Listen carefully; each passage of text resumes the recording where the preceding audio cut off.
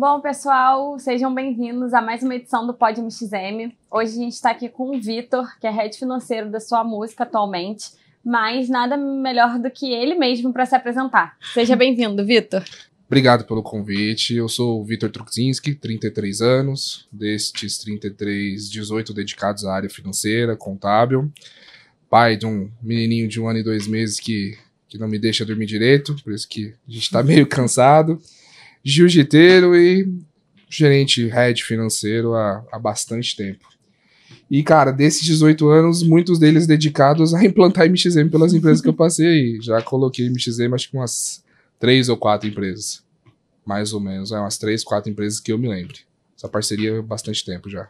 Isso é bem legal, né? Inclusive, quando a gente fala, né, de implantação de um sistema de RP, não tem como a gente pensar no RP, não tem como a gente pensar na implantação se a gente pensar em governança corporativa. E como que você traz aí os principais benefícios, né, da governança corporativa dentro dessa sua trajetória? O que você já viveu, que você conseguiu identificar que é extremamente relevante, né, pro tema? Sabe o que é legal? A gente tava conversando aqui antes de começar a gravar, que é até cômico um cara como eu vim falar de governança corporativa porque eu não tenho a cara da governança corporativa, né? Quando você fala desse tema, você imagina, pô, é um assunto muito sério. E de fato é muito sério. Então você espera que venha o cara engravatado, né? O cara bonitão. E eu não sou esse cara, né? Eu vim com o meu uniforme de startup, eu sou o startup boy, né? Então eu não tenho essa cara, mas eu sou um cara que vivo isso há muito tempo, né? São 18 anos de carreira. Então eu acabei virando especialista na esteira de processos. E como isso tem que funcionar, né? Eu costumo dizer que a gente não tem que saber o como fazer, e sim o porquê fazer, né? Então, quando a gente fala de governança corporativa, vamos só dar um passo atrás e vamos entender o que é, de fato, a governança corporativa. Que, na verdade, é um conjunto de regras, práticas e processos que auxiliam a gente a fazer uma melhor gestão da empresa, uma gestão transparente, ética e eficaz. E, obviamente, pautada em dados, né? Então, se você der uma googada e pesquisar o que é governança corporativa, você vai ver que todo mundo fala que a governança corporativa é dividida em 4 pilares, né? É o TREP, que é o transparência, responsabilidade corporativa, equidade e prestação de contas, né? Só que eu vou um pouquinho na contramão disso. Eu acredito fielmente que a governança corporativa não é só esses 4 pilares: transparência, equidade, prestação de contas e responsabilidade corporativa. Eu acho que a implantação de um sistema ERP de forma eficiente, de forma correta, né? Não adianta você ter uma bazuca para querer matar uma formiga. Se você implantar um sistema decentemente, deixar ele bem implantadinho, bem redondinho, esse, para mim, é o principal pilar da governança corporativa. Porque você não consegue ter transparência se você não tem um dado decente.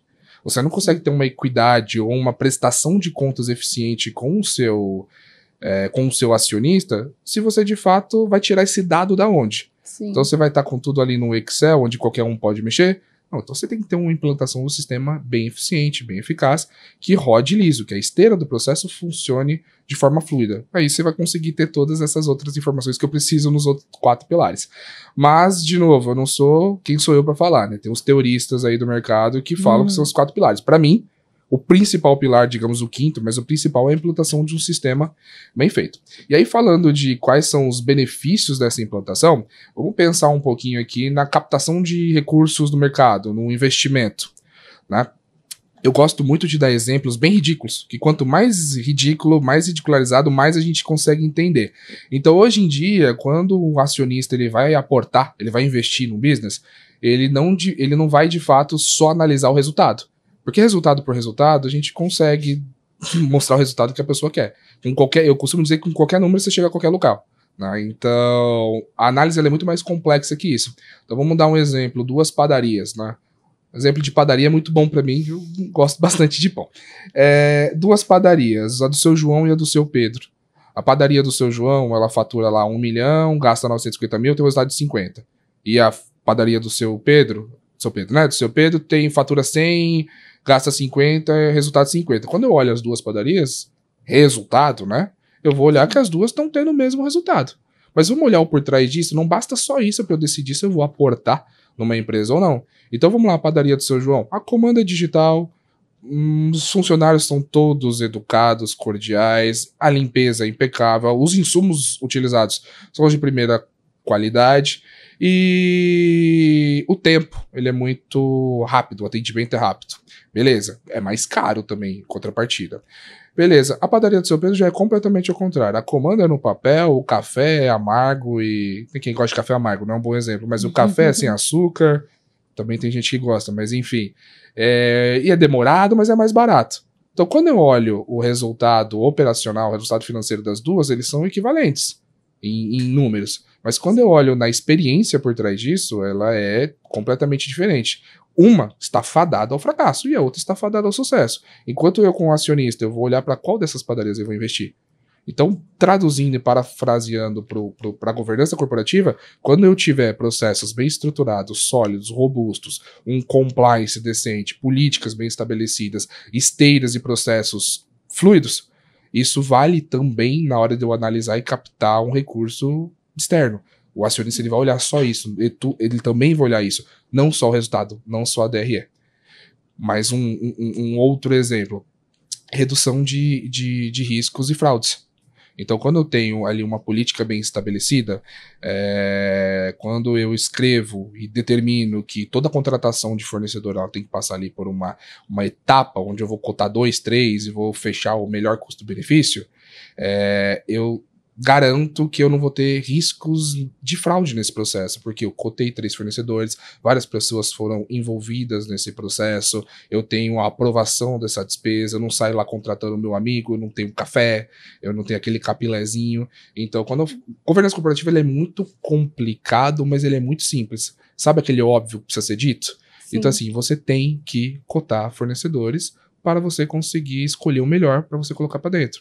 Então, quais os benefícios de você implantar uma governança, implantar uma política? São vários. A gente pode marcar um podcast aqui só para ficar falando de benefício. Com certeza. Você trouxe aí um pouquinho dos benefícios, né, que isso pode ter.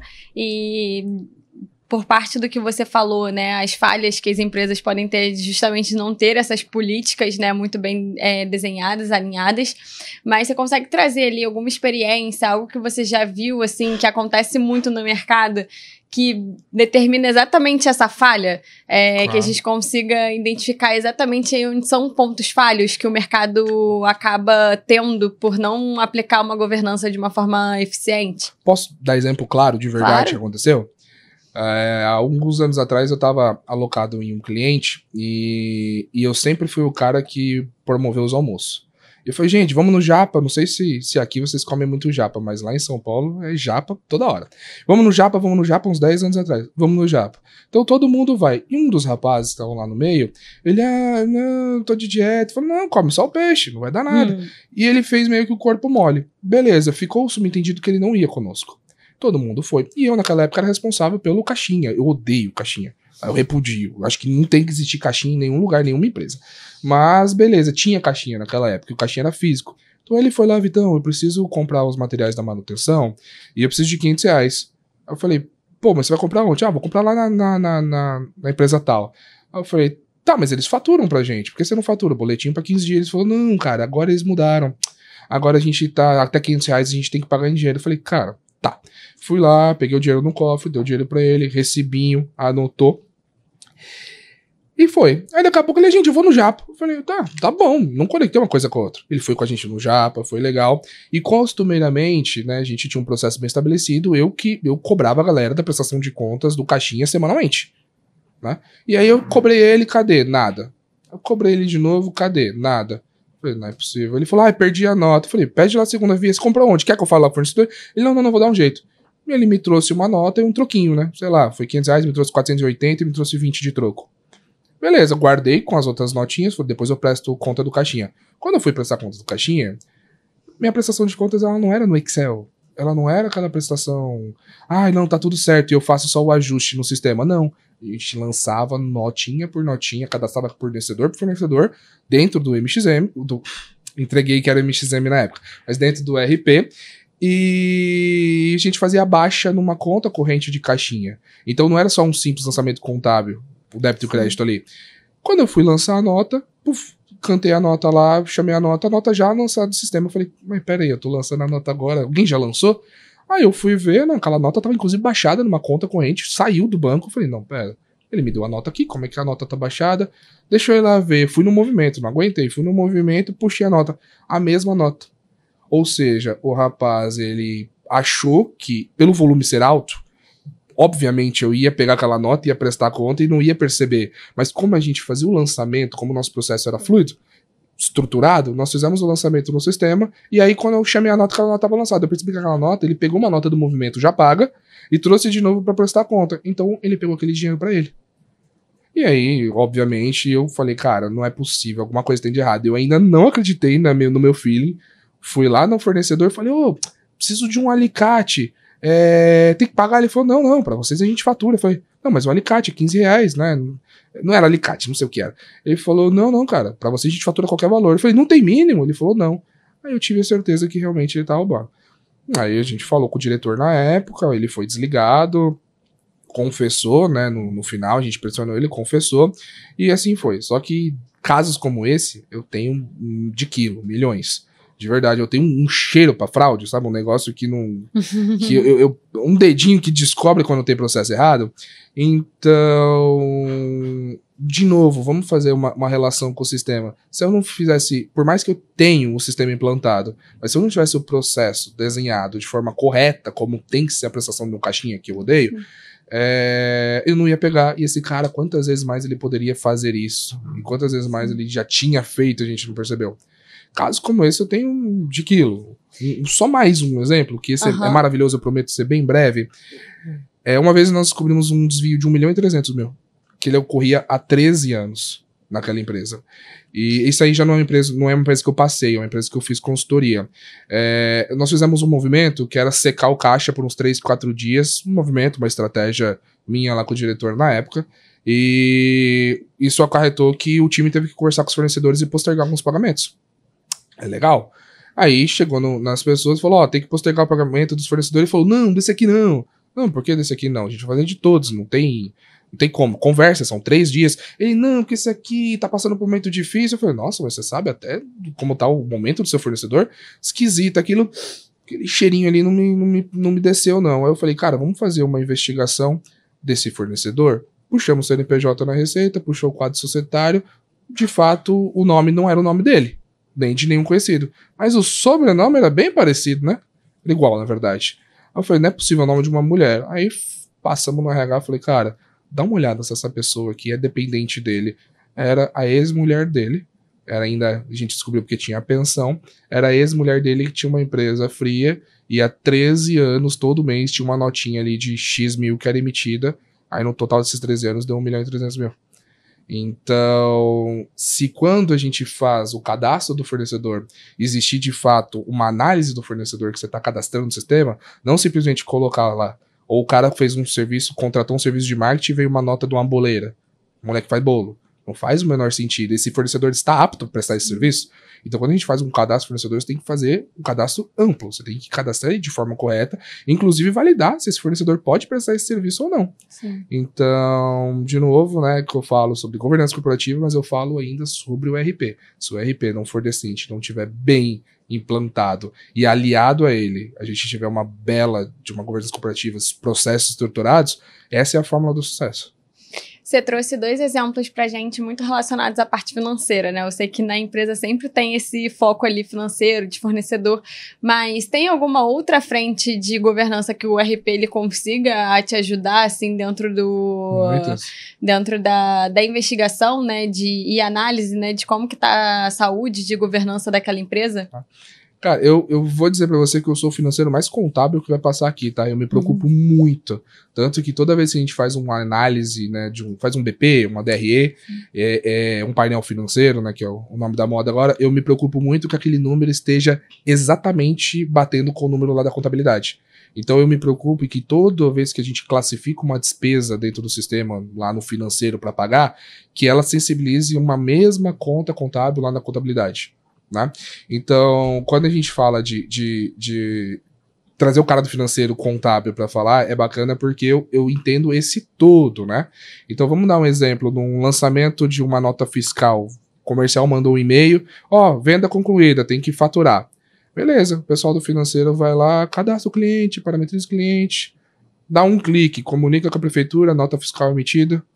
Nota fiscal emitida nesse momento, estando bem implantado, ele vai contabilizar os impostos. Então vamos lá, tem ISS, PIS e COFINS. ISS foi lá para a continha provisionada, PIS e COFINS para lá no mês que vem, quando eu for ofertar os impostos, quando eu for ofertar o ISS, o PIS e COFINS, a minha contabilidade, fazer só um double check, prefeitura versus o que eu tenho provisionado de sistema para pagar, ver se está certo. É uma forma de eu checar, de fazer um double check se de fato o que nós estamos fazendo está correto.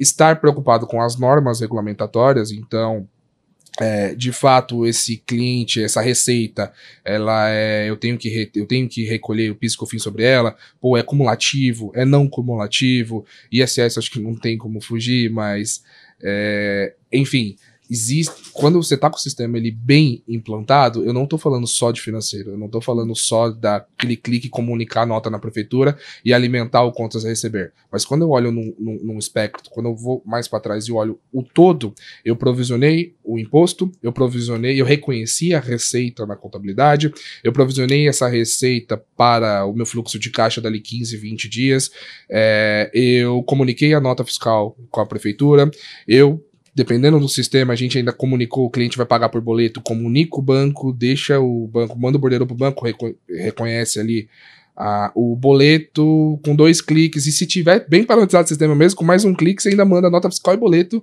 no e-mail do cliente.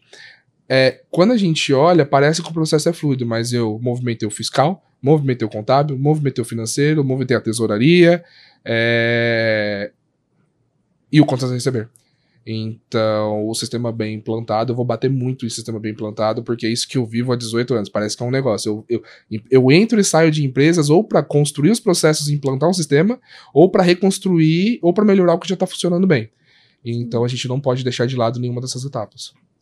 Claro, com certeza. E dentro dessa fluidez, né, que você falou do processo, a gente tem ali, você citou aí uma série de módulos, né, que um sistema hoje precisa e precisa estar 100% integrado, mas a gente acaba que quando a gente vai olhar isso lá na ponta, né, quando a gente olha para um nível de diretoria, para um nível de C-level, CFO, você tem lá na ponta uma série de análises que você faz, porque a gente sabe que essa galera não vai ter o tempo de ficar olhando todos os lançamentos operacionais do sistema. Não.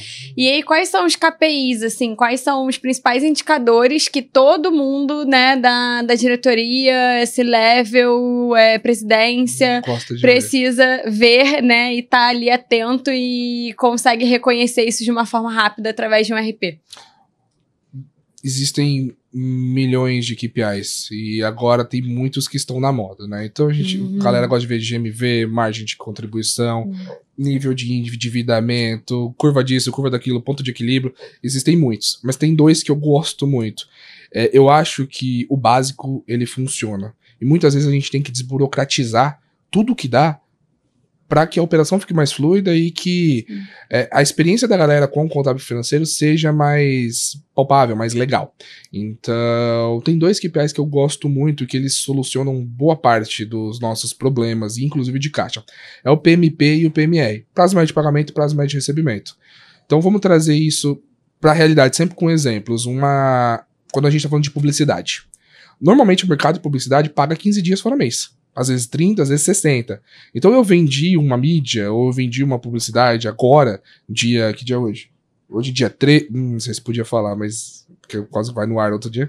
Mas a gente vendeu hoje dia 13, isso eu vou receber dia 15 do mês seguinte, ou 15 dias fora mês, dependendo ainda até no outro mês, se for 30 dias fora mês. Então vamos lá, uma publicidade que eu tive que contratar um cara para fazer uma vinheta. E o cara quer receber com 5 dias essa vinheta.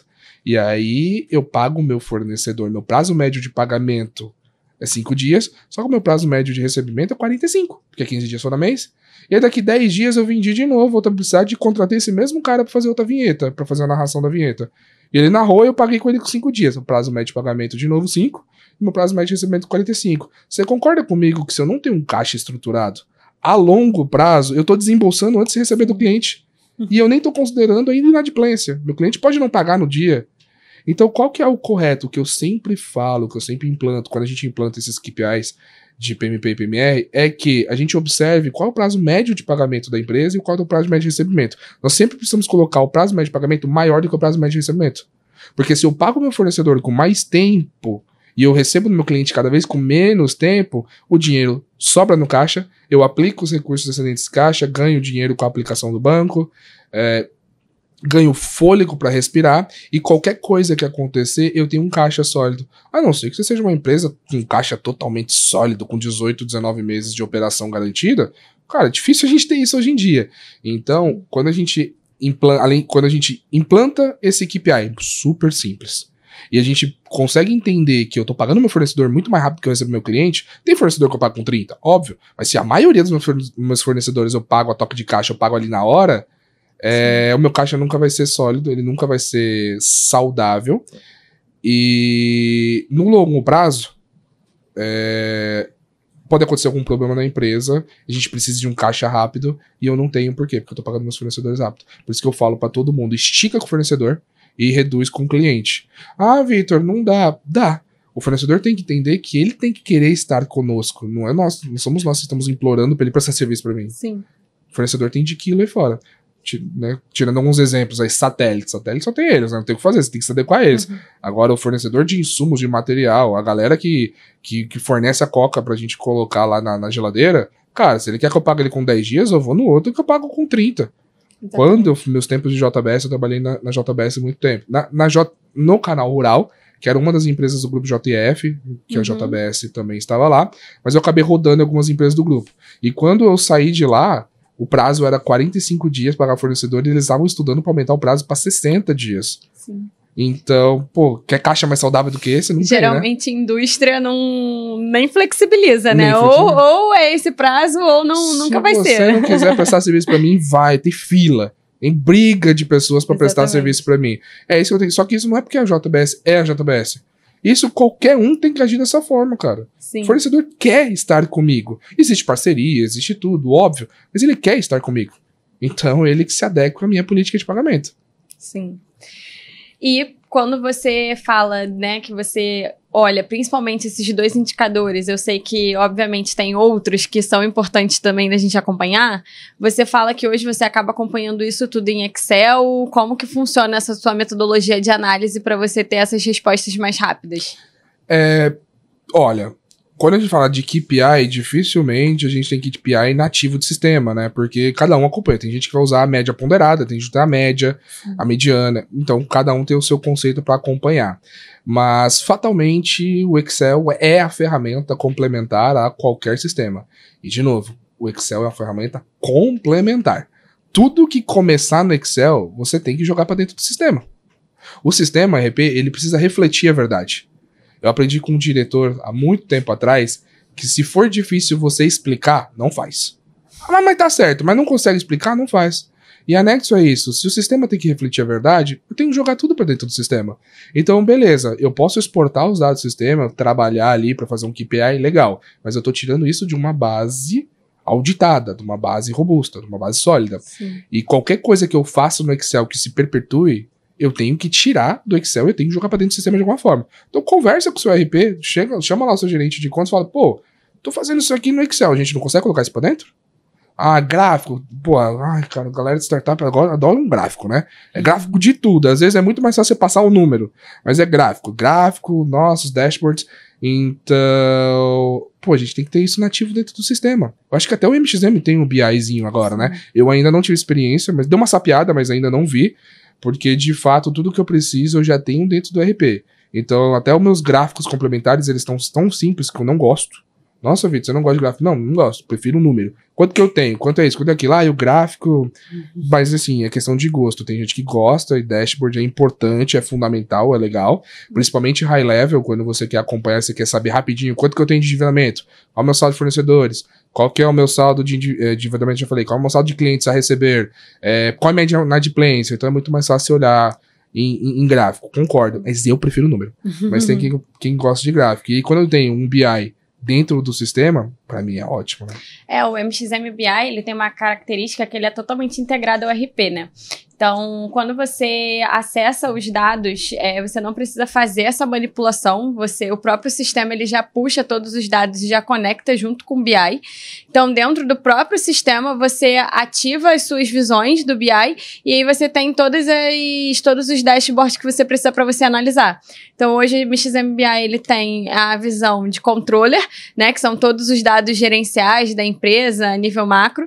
Ele tem um dashboard também de financeiro, Legal. que olha toda essa parte de fluxo de caixa, DRE, lançamentos, e também a gente já tem o BI de compras, que vai ver justamente todos esses KPIs que a gente estava conversando aqui anteriormente, né? Então, processo de pagamento, como é que tá a minha curva ABC de fornecedor, minha curva ABC de quantidade de compras, de faturamento gerado.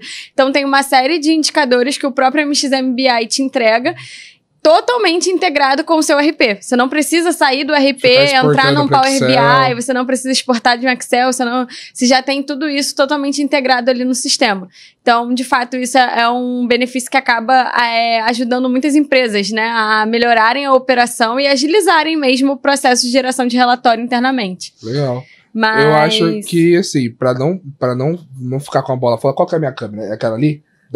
Pelo amor de Deus, eu não gosto de gráfico, não quero dizer que não é fundamental. É maravilhoso. Quando a gente olha high level, pelo amor de Deus, nossa, da minha inadimplência, qual que é o meu top 10 clientes? Pô, tem um gráficozinho de pista ali, de pizza mostrando, é top, é maravilhoso. Mas eu prefiro o número, eu gosto muito, eu me sinto melhor. Não quero dizer que não é bom, é fundamental, é excelente. Ainda mais você não tem que exportar o dado, colocar no Excel, que o Excel, todo mundo tem um estagiário que já mexeu em alguma planilha, né? E aí, pô...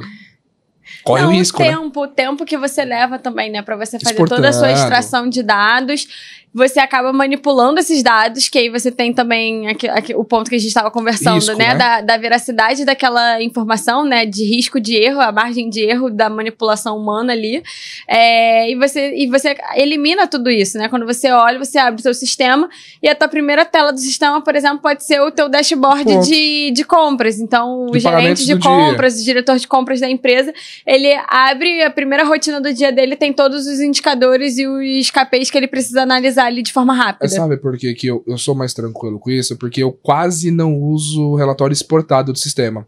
Como o MXM tem o API aberto, sim, então a gente conecta todas as minhas planilhas, eu conecto via API. Então todo dia, 2 horas da manhã, roda, ele baixa todos os dados para mim, e essa planilha, como ela é exportada em sheets, ela é travada, ninguém tem acesso, só quem tem acesso, talvez até nem eu tenha acesso, eu acho, mas eu me alimento de todos aqueles dados que eu preciso. Sim. Então, os controles que eles são, de novo, né, o Excel ele tem que ser complementar ao sistema. Os controles que são complementares, eles estão todos exportados via API, então eu acabo que eu não perco esse tempo, mas eu tô falando de mim. Não é todo mundo que sabe ler a documentação e consegue implantar isso.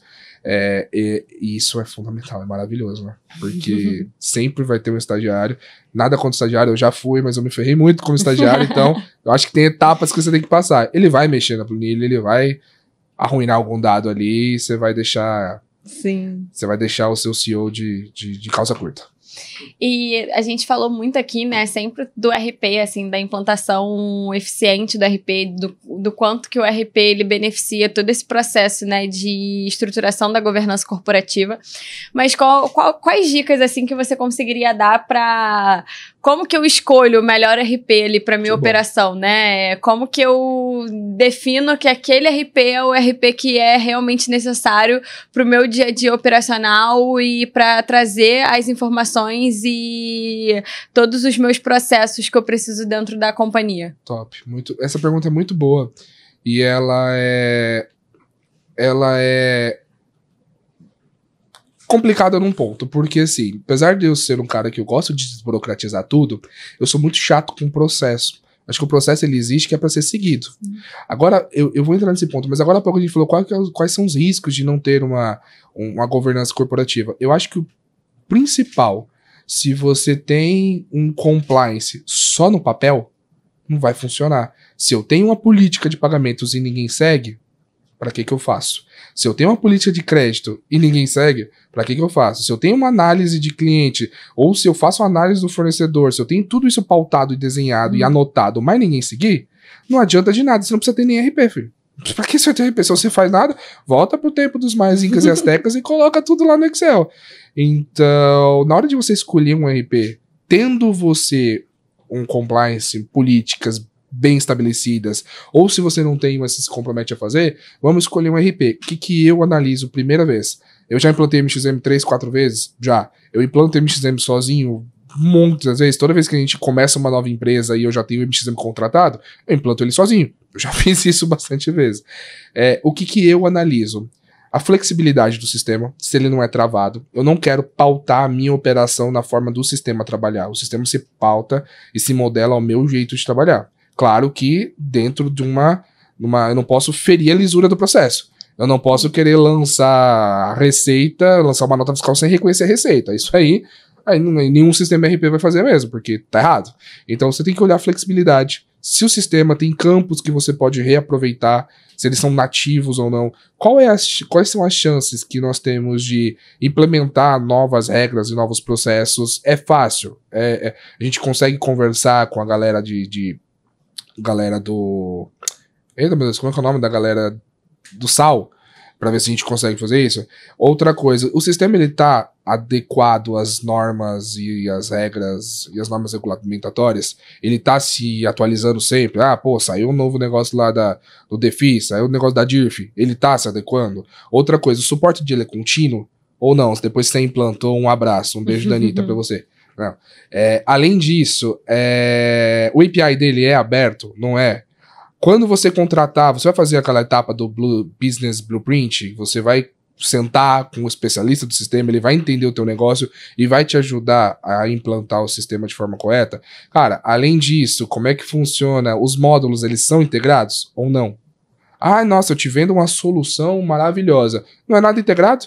Aí adianta do quê? E pra mim, o que eu mais gosto ele é multi-empresas.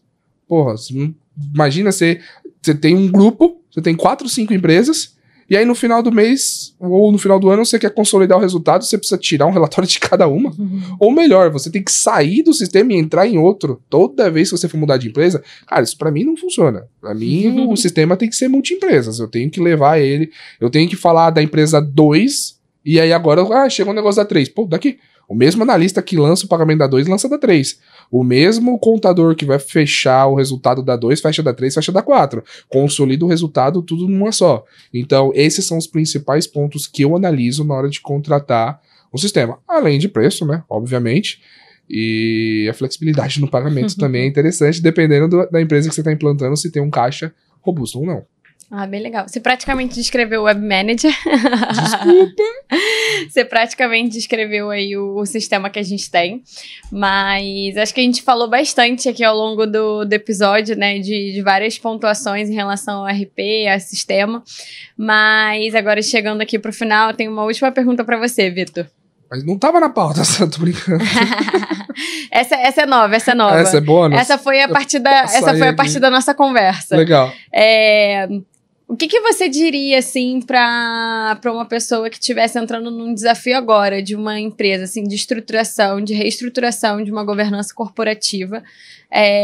Qual seria o principal conselho, assim, que você daria para essa pessoa para reestruturar mesmo toda a área de governança, reestruturar esses processos internos?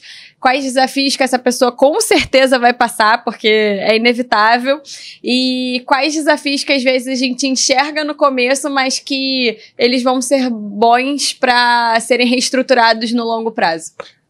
Ouve esse podcast aqui que tá respondido. Não, na verdade, assim, eu costumo dizer sempre que a gente se depara, e não só sobre governança corporativa, com um novo desafio. Começa pelo começo. Nossa, que óbvio, mas limpa a mesa, coloca ponto A, tudo que você precisa fazer nesse processo. Então vamos fazer a análise da empresa. Entrou na empresa, viu? Tem governança? Pô, não tem.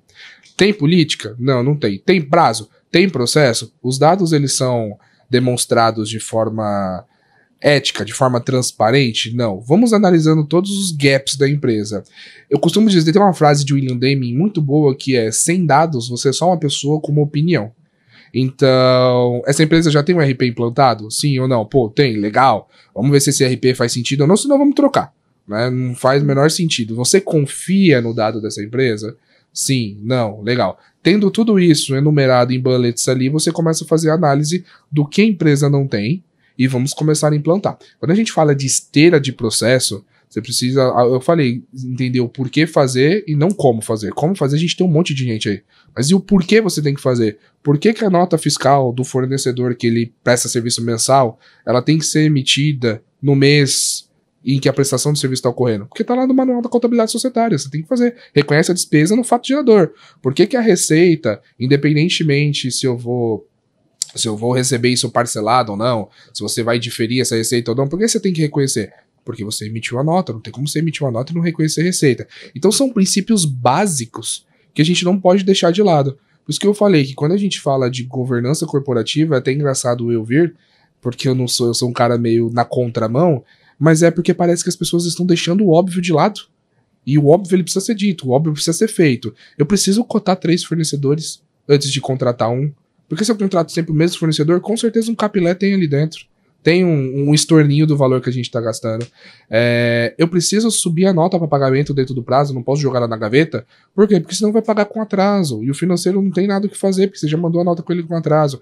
Eu preciso estabelecer uma política de pagamentos para que as pessoas sigam.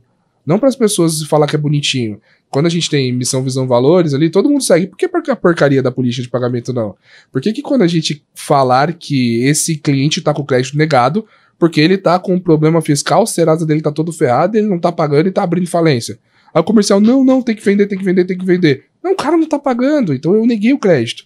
Então quando a gente for para uma empresa e for implantar processos, vamos começar pelo básico, porque o básico funciona. Vamos colocar uma política de pagamento, uma política de análise de crédito, vamos fazer os KPIs que eu falei agora, prazo médio de pagamento. Às vezes o dono da empresa, o acionista médio, grande, pequena, nem sabe que o caixa dele nunca é saudável, ele vende, mas ele nunca vê isso no caixa. Por quê? Porque eu tô pagando fornecedor toda hora, talvez um dia a gente vá ver esse dinheiro no caixa, não. Quando a gente for fazer análise da contabilidade, não pode esquecer que a contabilidade ela é o momento depois e o financeiro ele é o momento do agora. Então eles são a mesma coisa em momentos diferentes. Então a contabilidade ela só vai ver depois que acontece. Então, se você não fizer as coisas redondinho, bonitinho, quando chegar no contábil, vai estar tudo cagado. E aí não tem como. O contador vai fazer o que ele pode e cuidar do que ele tem. Então não tem mágica aqui. Aqui tem processo. Então, quando for começar, começa pelo começo, organiza, vê o que a empresa tem de legal, continua, vê o que ela está fazendo errado, para, e vê o que ela não está fazendo e começa a fazer. Então, implante governança corporativa, porque ele é muito maior e muito mais abrangente do que a gente falou aqui. A gente foi bem sucinto para caber tudo dentro de um pod, mas na verdade ele é muito mais amplo que isso. Sim, com certeza. Obrigada, Vitor. Foi ótimo ter você aqui com a gente hoje. Bom, pessoal, a gente vai chegando ao fim aí de mais um episódio. Fiquem ligados nos próximos episódios que vão estar disponíveis. E é isso. Apertem o sininho para serem avisados e deem um like no episódio. Obrigada. Um abraço. E se você der uma googada e pesquisar o que é governança corporativa, você vai ver que todo mundo fala que a governança corporativa é dividida em 4 pilares, né? É o TREP, que é o transparência, responsabilidade corporativa, equidade e prestação de contas, né? Só que eu vou um pouquinho na contramão disso. Eu acredito fielmente que a governança corporativa não é só esses 4 pilares, transparência, equidade, prestação de contas e responsabilidade corporativa. Eu acho que a implantação de um sistema ERP de forma eficiente, de forma correta, né? Não adianta você ter uma bazuca para querer matar uma formiga. Se você implantar um sistema decentemente, deixar ele bem implantadinho, bem redondinho, esse, para mim, é o principal pilar da governança corporativa. Porque você não consegue ter transparência se você não tem um dado decente. Você não consegue ter uma equidade ou uma prestação de contas eficiente com o seu acionista se você, de fato, vai tirar esse dado da onde? Sim. Então você vai estar com tudo ali no Excel, onde qualquer um pode mexer? Não, então você tem que ter uma implantação do sistema bem eficiente, bem eficaz, que rode liso, que a esteira do processo funcione de forma fluida.